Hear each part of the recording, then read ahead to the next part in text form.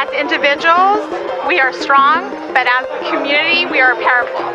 Tell me what you need, and I'll do what I can. Who are we? MSI. Who are we? MSI. Who are we? MSI. 3, 2, 1. What's up, amigos? You already know this is ALANRUELAS, your host with the most, and this is another episode of Get Going with MSI, episode number 4, with a special guest. Oh my gosh! A round of applause for. Hi, my name is Tram Nguyen and I'm the math tutor for the MSI. Yes, I've got to say, one of the most amazing things that we've been able to do here at MSI is be able to incorporate Tram into the family. You know what I mean? Brothers are able to receive tutoring.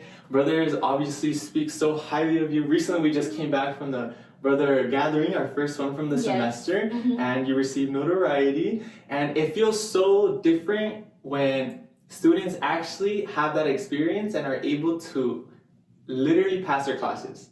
And first and foremost, thank you. I struggle with math so much, y'all. Like, I like money, that's what I do. You know what I mean? But it's a learning curve for me. I'm really good with socializing, talking, computer stuff, and stuff like stuff of that nature, social media. But first and foremost, the moment is you. So I want to go ahead and, after I got that out of the way, because it's important to, you know, give you the acknowledgement. How's your day? My day was fine. It's been fine. You know, I had 2 students earlier. The sessions went really fine. Yeah. You know, one of the students was, you know, making an appointment with me, and I had an appointment with Brendan. Yeah. But then the other student, he wasn't sure that he's gonna come here or he gonna make it here, so he just like walk-in. So I accept both, you know, walk-in and appointment. Yeah, you recently finished your flyer. I just saw it. Oh, Very yes. beautiful. It has that you. touch, you know what I mean? And then you said you came and tutored 2 students. So tell me, you know, because you know, obviously you're very gifted with math. What's your headspace, like the strategy you have to help students learn? Strategies. I would say it's different from this student to that student. Does that make sense? So for me, I would apply different strategies to different students because I understand that, you know, like maybe the professor is good, you know, he's good at the subject that he's doing, but then the way he's teaching is not the way that the student is learning. So I feel like it's different for students to learn to the way they learn. So for example, for a student, they good at like drawing, like visual learning. So for the graph, like for example in math, right? So I would deal more with graph with them because they learn more with, you know, like drawing or like graphing and stuff. Yes, and some students, except for me too, like I learn with writing. When I write it out, it's easier for me to like imagine, like more than writing is like easier for me to, you know, to know what it is, to distinguish this and that, more than just like doing it in my head. So I always have a notebook or like an iPad to write on.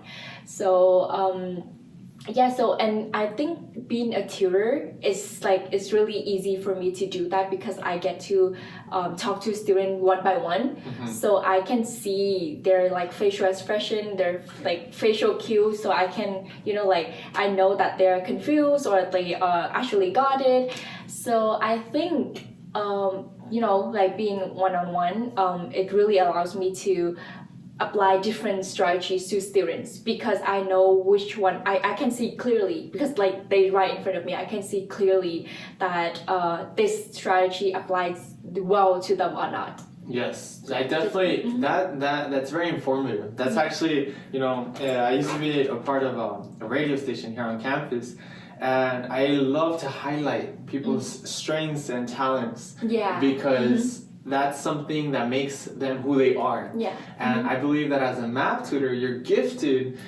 in knowing what makes them good students.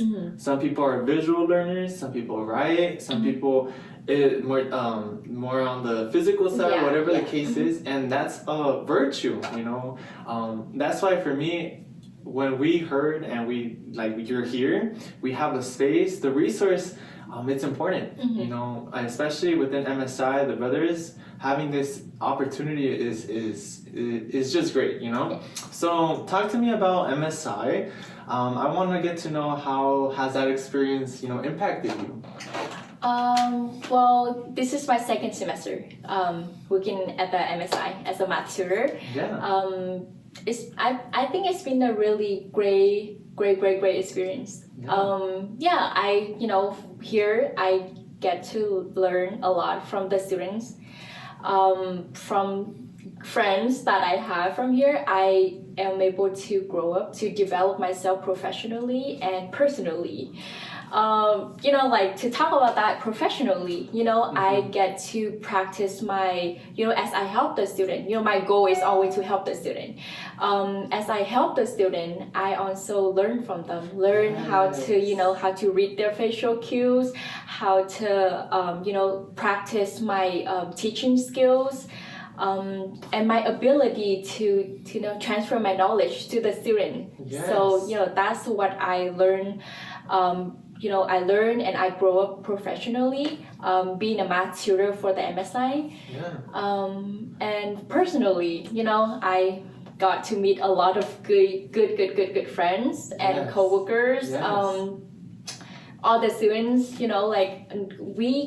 because as a teacher, I don't think that I will talk a lot. I mean, I'm gonna talk about math, of course, they need help with math, right? But beside that, I always try to connect with students, emotionally connect. Yes. So I feel like it's easier for me to teach students if I actually know them, know who they are and what they want to do, all kind of stuff, know each other. It's so important. I mean, to know the student, to be able to work with them. Mm-hmm. And then my question to you is, what's your end goal? For instance, you said you want to, or you're becoming, or you are a teacher. Mm-hmm. Obviously you do tutor, so what does this look like in the future? You're going to be a university teacher, a high school teacher, a middle school teacher, or elementary school teacher? What's your goal? My goal has been a teacher. Okay. Has been becoming a teacher since day one. Okay. Since when I was the first grade elementary school. Okay. Because my first grade teacher, she was really caring. She always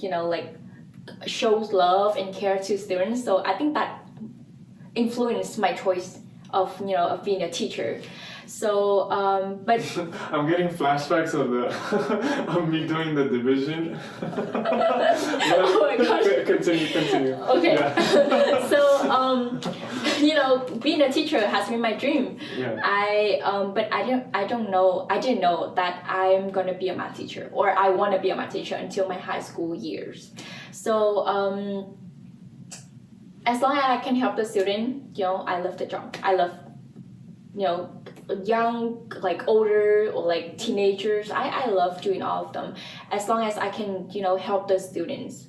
Right now I'm working with more college students, but deep down, Yes. not my favorite, but deep down I really want to do high school teaching. Okay. One of the reasons because high school level math is my favorite. Okay. Also, I think because when I was a high school student, I feel like I deal with a lot of things, deal with a lot of changes, emotional changes, physical, mental changes. So not only in high school, not only you have to deal with academic, but you also have to deal with yourself. Yes. So I want to be a part of the student's life where I can make an impact on their life, and also help them not only in school but also in their life.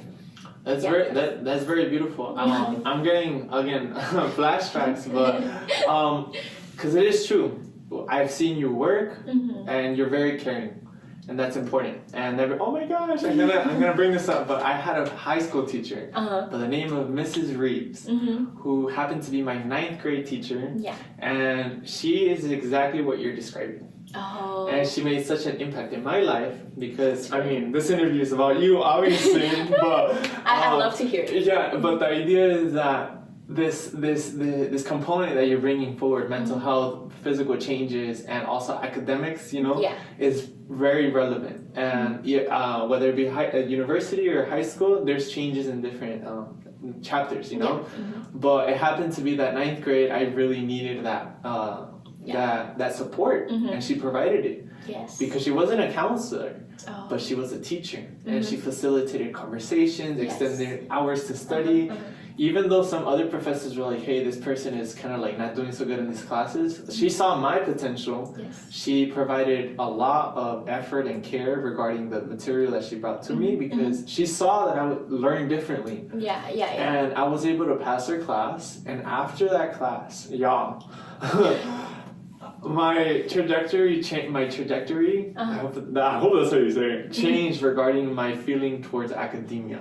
Do you know what I mean? Yeah. So I'm not going to be a teacher per se, I don't know what that looks like right now. All I know is that I love doing what I do, which is, communications, public relations, television, radio, hosting, podcasting, all the beautiful, the sparkly sparkle, but I have a very deep passion for academia, especially like you're referring to, going back to that specific grade, which is high school, and helping those students. Yeah. So I I also had a lot of teachers that are like what you described your teacher when you was a ninth grader, right? Because I'm an international student, so when I came here, it was my first year of high school too, and my English was was not as good as right now. So it's really, it was not that bad, but then I was too shy to talk because it's not my first language, and I grew up speaking another language, and now that I have to speak to people with English, it's really hard for me. But all my teachers, they really understanding. They in the class they would talk slowly, so all the students because I was in a school where a lot of international students were there, so the teachers, they would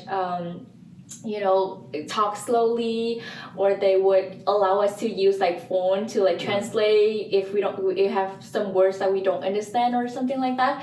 So I feel like those things, those little things, they impact me and left me thinking, oh, this is what a teacher do. So I want to do the same thing for my peers and for the next generations, Yes. how. Oh my God, so beautiful. Yeah, okay, wait, hold on. We need to give a round of applause virtually, however y'all want to do it. Obviously, one, for being here. I know this is something different, something new. Pushing ourselves, reaching the fullness of our potential. That's what MSI embodies. Yeah. So it's a round of applause, because I definitely feel you on that aspect, doing it and maybe just feeling some type. So yes, you being here, talking to us, opening the doors and letting us know to who you are and your passions is very I keep saying this word, but it's very impactful, obviously, but it's very empowering, So I didn't mean to cut you off there. I just want to give you a round of applause for flowers, because it's important, And then you talked about being an international student. Your first round over here, the professors were very understanding. Can you talk to us a little bit more about that? About being international student? Yeah. Oh, well, I'm not complaining. Just say you're free you're free to express yourself. Just say the truth. Yeah.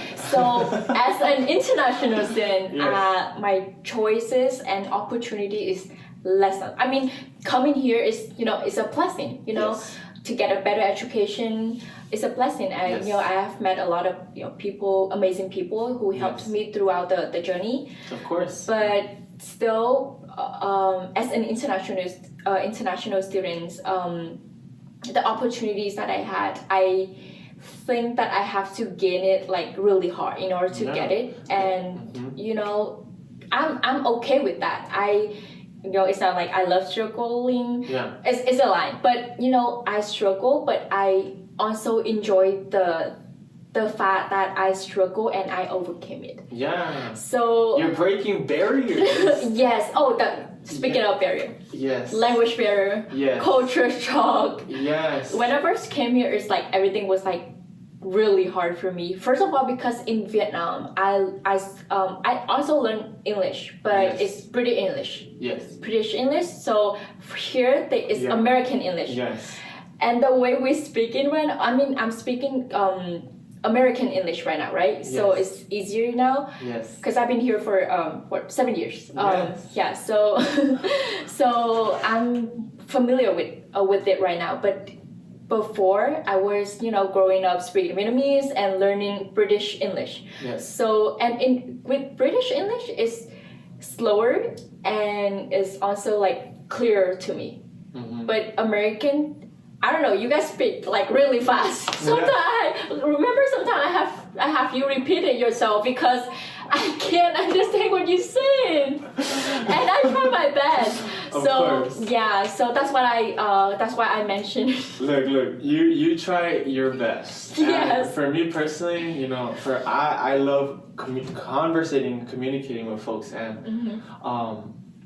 see, that's something I didn't know, and I don't take that as complaining. I take that as being real, as Yeah. being genuine, as being a human. Everyone, to an extent, faces a barrier, an obstacle, and it's good that you're able to overcome them. Yeah. And in the scenario, for instance, of you having to learn to adapt and the culture shock, those are so many conversations that we facilitate here within MSI. I'm Mexican American. Yeah. There's a saying, you're not from here and you're not from there, meaning the US and Mexico, because you're kind of like a little bit everywhere, And even if you're able to pinpoint certain identities, it still opens so many questions. Yeah. You know what I mean? And so culture shock is a very valid and relevant point that you Yeah. bring up. How do you feel, or better said, how did you overcome? Were you homesick? Did you feel that you missed your friends? How was that? Yes, of course. I think my friend, we still able to keep in touch, through social media and stuff. But my mom and my dad, they're really low tech. Yeah. So basically, the first few years I tried my best to teach them how to use a phone to call by FaceTime and stuff like that. They only know they don't even know how to text. Yeah. Yeah. I agree. I know. Yes.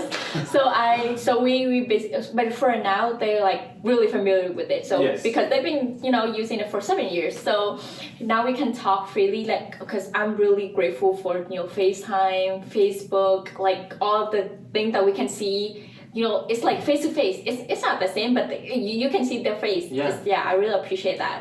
And culture shock, I would say, like, I would mention homesick first. Yes. Yeah, when I first came here, it was really like a time where I think I remember the most because I came here with my mom.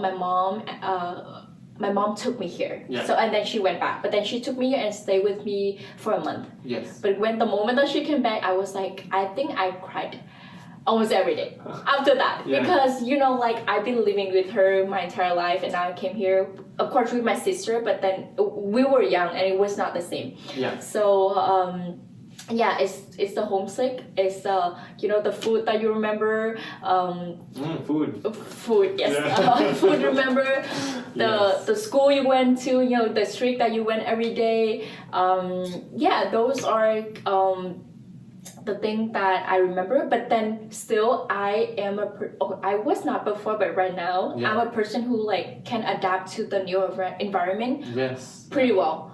Before I was not. Before I was like, I hate changes. Yeah. I hate changes so much because I love the stable things. You know, Yes. like how you do. Okay, so every morning I wake up, I do something. That's something like it's a routine for me. If course. there's any changes, I'll be really irritated Yes. about that. But right now, I feel like I'm more flexible with that. Yeah. Thanks for America. I'm growing up here, so I'm not growing up here, but like my teenage years that Yeah. I'm here.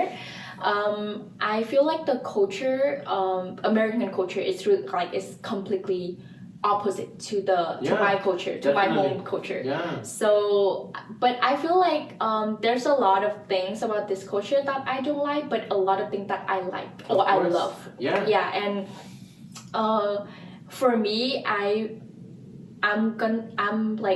learned things that I feel like good from America, and then I put it to myself. Yes, that's important. Yeah, and taking the good. I also like keep the tradition because I really love the traditions of Vietnam. So some Oh my of not gosh. most of them. Yeah, I would like to know a little bit more. What traditions are you referring to? So basically, this is something that is the same as I think it's most Asian culture has that, where you know like when you okay, so I remember I told you this, but remember how you call someone older than you? Yes. Right?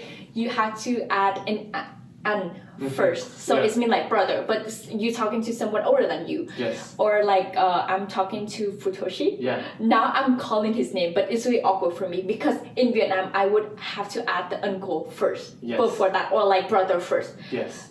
So when I call you your name or call Janet by her name, it's really hard for me because it's different. In Vietnam, if you call them by their name and they're older than you, it's disrespectful. Of course, so, I remember talking about this. Yeah. Because I saw this in on television, and I didn't know. For me, it's kind of like hello, goodbye. Oh yeah, I can't even say hello.